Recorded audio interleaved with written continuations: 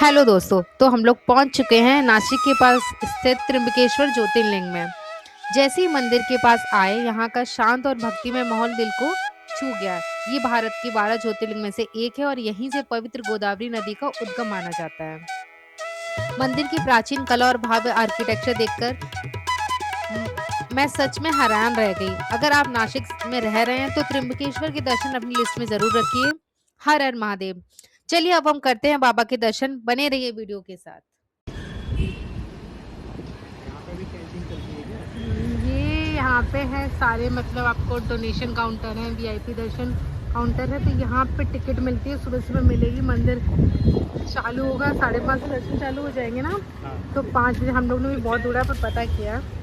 और ये टिकट आप ऑनलाइन भी ले सकते हैं, और ऑफलाइन लेनी हो तो ये जगह है, बहुत पूछनी पड़ेगी पर ये। और कौन सी गेट से एंट्री होगी? उत्तर द्वार से। तो ये जगह आप लोग देख लें। इसका नाम क्या है? शिव प्रसाद। शिव प्रसाद याद रखिएगा आप लोग। Hello everyone, good morning. तो आज है सैटरडे और सुबह के आज हम लोग उठे हैं सुबह 4 बजे। हम लोग को मॉर्निंग के दर्शन करने थे। आपको बताया था कल हम शाम को आए थे, तो शाम को कल बहुत भीड़ थी। मैं सबसे हमने पूछा तो मुझे सुबह के दर्शन करने चाहिए, बेस्ट है, आराम से हो जाएंगे। तो अभी हम जा रहे हैं पास लेने के लिए। तो क्योंकि शायद नॉर्मल में भीड़ हो सकती है, क्योंकि हमें इसके आगे हमें औरंगाबाद भी निकलना है इसके बाद भुवनेश्वर दर्शन के लिए। तो अभी हम लेने जा रहे हैं पास लेंगे। फिर चलो फिर देखते हैं मंदिर में क्या है, कैसा है, कितनी भीड़ है, अभी देखते हैं। हर हर महादेव। फाइनली हम लोग जा रहे हैं फ्री दर्शन वाली लाइन में, ताकि वीआईपी पास तो अभी चालू नहीं है, मिला नहीं है वीआईपी पास। तो ये फ्री दर्शन का लाइन है आगे से, और उधर से अपना लास्ट बीच से जो अपन आ रहे थे वहाँ पे दर्शन वीआईपी पास वाला लाइन था। दोस्तों अब हम मंदिर की लाइन में लग चुके हैं। देखिए सुबह से ही कितनी ज्यादा संख्या में भक्त यहाँ दर्शन के लिए आए हुए हैं। हर किसी के चेहरे पर भक्ति और श्रद्धा साफ नजर आ रही है। बस कुछ ही देर में हमें भी बाबा त्र्यंबकेश्वर के दर्शन होने वाले हैं। आप भी कमेंट में हर हर महादेव जरूर लिखिए। और चलिए अब हम साथ मिलकर इस दिव्य यात्रा के अनुभव करते हैं। सच कहूँ दोस्तों, इतनी लंबी लाइन में खड़े होने के बाद भी बिल्कुल थकान महसूस नहीं हो रही। यहाँ का माहौल ही कुछ ऐसा है कि मन में एक अलग ही शांति आ जाती है। अब बस इंतजार है बाबा के दर्शन का। अगर आप यहाँ आने का प्लान बना रहे हैं तो एक जरूरी बात बता दूं मैं आपको। वीकेंड और सोमवार को यहाँ काफी ज्यादा भीड़ होती है, इसलिए सुबह जल्दी आना बेहतर रहता है।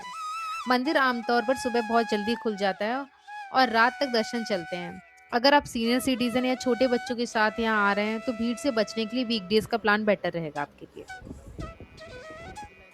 दोस्तों एक अच्छी बात यह है कि अब घर बैठे ऑनलाइन बुकिंग की सुविधा भी शुरू हो चुकी है। आप पहले से ऑनलाइन बुकिंग करके यहाँ आकर आसानी से दर्शन कर सकते हैं। इससे लंबी लाइन में इंतजार भी कम होता है और यात्रा और भी सुविधाजनक हो जाती है। आप ऑफिशियल श्री त्र्यंबकेश्वर देवस्थान ट्रस्ट की वेबसाइट पर जाकर दर्शन पास, पूजा और भक्त निवास की बुकिंग कर सकते हैं। इससे आपका काफी समय बच सकता है, खासकर वीकेंड और फेस्टिवल के दिनों में। लंबे इंतजार के बाद अब हम पहुंचने वाले हैं बाबा त्र्यंबकेश्वर के दर्शन के लिए। सच कहूं तो लाइन में खड़े खड़े भी बिल्कुल थकान महसूस नहीं हुई, क्योंकि यहाँ का माहौल ही इतना आध्यात्मिक और शांत है कि क्या ही बताएं। आप देख सकते हैं कि देश के कोने कोने से भक्त यहाँ बाबा के दर्शन के लिए आते हैं। त्र्यंबकेश्वर भारत के 12 ज्योतिर्लिंगों में से एक है और इस मंदिर की महिमा बहुत ही विशेष मानी जाती है। यहीं से पवित्र गोदावरी नदी के उद्गम भी माना जाता है। जैसे जैसे हम मंदिर के गर्भगृह के करीब पहुंच रहे हैं, वैसे वैसे मन में एक अलग ही उत्साह और श्रद्धा का भाव आ रहा है। ये वो पल है जिसका हम इतने देर से इंतजार कर रहे थे। बस कुछ ही कदम और फिर हमेशा हमें बाबा त्र्यंबकेश्वर के दर्शन होंगे। कैमरा अंदर अलाउ नहीं है, इसलिए हम दर्शन करके बाहर मिलते हैं। आप भी कमेंट में हर हर महादेव जरूर लिखिए और बाबा से सबके लिए सुख, शांति और समृद्धि की प्रार्थना करिए। चलिए दोस्तों अब करते हैं बाबा त्र्यंबकेश्वर के दर्शन। हर हर महादेव। दोस्तों अब हमने बाबा त्र्यंबकेश्वर के दिव्य दर्शन कर लिए हैं। सच कहूँ तो अंदर का अनुभव शब्दों में बयां करना बहुत मुश्किल है। जैसे ही गर्भगृह में प्रवेश किया, मन को एक अलग ही शांति और सकारात्मक ऊर्जा का एहसास हुआ। त्र्यंबकेश्वर ज्योतिर्लिंग की सबसे खास बात यह है कि यहाँ स्थित ज्योतिर्लिंग में भगवान ब्रह्मा, विष्णु और महेश यानी त्रिमूर्ति का प्रतीक माना जाता है। इसी वजह से इसका नाम त्र्यंबकेश्वर पड़ा। ये भारत के 12 ज्योतिर्लिंग में से एक बहुत ही विशेष स्थान रखता है। आपकी जानकारी के लिए मैं बता दूं, यहाँ पर नारायण, नागबली, कालसर्प दोष पूजा, महामृत्युंजय जाप, रुद्र अभिषेक और त्रिपिंडी श्रद्धा जैसे विशेष अनुष्ठान करवाए जाते हैं, जिनके लिए देश भर से लोग यहाँ आते हैं। मंदिर में सुरक्षा के खास ध्यान रखा गया है, इसलिए मोबाइल फोन और फोटोग्राफी गर्भगृह में मना है। आप बाहर फोटोग्राफी कर सकते हैं। यहाँ पर प्रसाद और पूजा सामग्री ले जाना अलाउ है, लेकिन मंदिर के हिसाब से। यहाँ पूजा के लिए बेलपत्र, फूल, नारियल, माला और पूजा थाली ले सकते हैं। मंदिर के बाहर कई दुकानें हैं जहाँ से आप पूजा की थाली ले सकते हैं।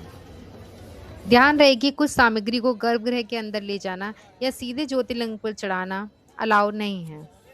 साथ ही मोबाइल फोन और अन्य सामान के लिए भी अलग व्यवस्था होती है। दर्शन से पहले सिक्योरिटी और मंदिर स्टाफ के निर्देशों का पालन जरूर करें। और सबसे खास बात, त्र्यंबक के चारों तरफ पहाड़ों और हरियाली का जो नज़ारा है वो दिल जीत लेता है। बारिश के मौसम में ये जगह और भी सुंदर लगती है, तो आप लोग भी मज़े लें।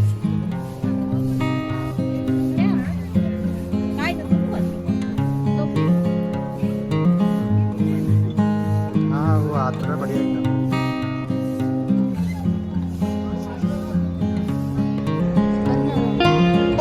फाइनली हम लोग के दर्शन हो गए। दर्शन बहुत अच्छे से हुए हैं। हम लोगों को पर VIP दर्शन की टिकट एक तो नहीं स्टोरी मिली। है। हाँ, क्या होता, दर्शन काउंटर पे गए, हमको वहाँ पता पड़ा कि 6:30 बजे कहते हैं काउंटर खुलता है, और तब बज रहा था 5:15 हो रहा होगा, हाँ। कुछ ऐसे हो रहा होगा। हाँ, तो फिर पहले हमने चाय पी। पहले हमने चाय उन्हीं भैया से पूछा हाँ। कि आप लाइन में जाके देखो, भीड़ कम होगी तो दर्शन वहीं जल्दी हो जाएंगे।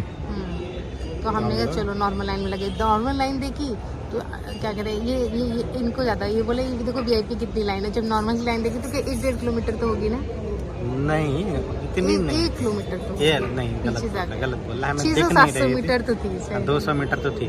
200 मीटर कम बोल रहे हैं, नहीं, ज़्यादा। 200 मीटर ही थी, इससे हाँ, ज़्यादा नहीं। देखो बहुत भीड़। हम कह रहे नहीं ये तो नहीं हो पाएगा, तो सुबह बहुत का टाइम टाइम लग इसलिए जाएगा। कम थी। हमने नहीं, तो बहुत टाइम लग जाएगा बहुत। पर कहते हैं कि एक लेडी सुन रही थी बीच में, तो उन्होंने हमें लगवा लिया, बहुत ही आगे लगवा लिया। आधी लाइन आधी लाइन में लगवा लिया। तो हमारे दर्शन हो गए इतने, बहुत अच्छे दर्शन हो मंदिर में। आज अंदर ना ऐसा नहीं है भगा रहे हैं, बहुत अच्छे से दर्शन, बहुत अच्छा लगा। इस तरह से हमारे दर्शन हो गए। बाकी हम आपको बता देंगे कहाँ काउंटर है, वो जैसे हमने कल आपको बताया था जो काउंटर है। बाकी कुछ और भी होगा तो हम बता देंगे। VIP क्या कहते हैं, VIP की एंट्री कहाँ से होती है और नॉर्मल एंट्री कहाँ से होती है।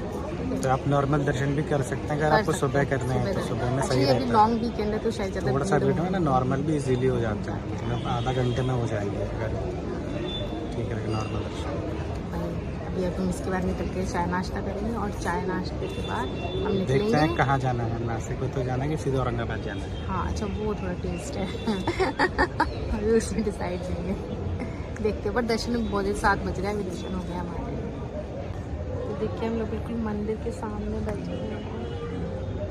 देखिए बहुत अच्छा लग रहा है, सुबह सुबह का टाइम है। हर महादेव। अगर आपको हमारा ये ब्लॉग पसंद आया हो तो वीडियो को लाइक, कमेंट और शेयर ज़रूर करिए। और अगर आपने अभी तक हमारे चैनल को सब्सक्राइब नहीं किया है तो जल्दी से सब्सक्राइब कर लीजिए, क्योंकि हम आपके लिए ऐसी ट्रैवल, कैंपल और अमेजिंग डेस्टिनेशन की वीडियोस लेकर आते रहेंगे। मिलते हैं अगले ब्लॉग में, तब तक के लिए हर हर महादेव, बाय बाय।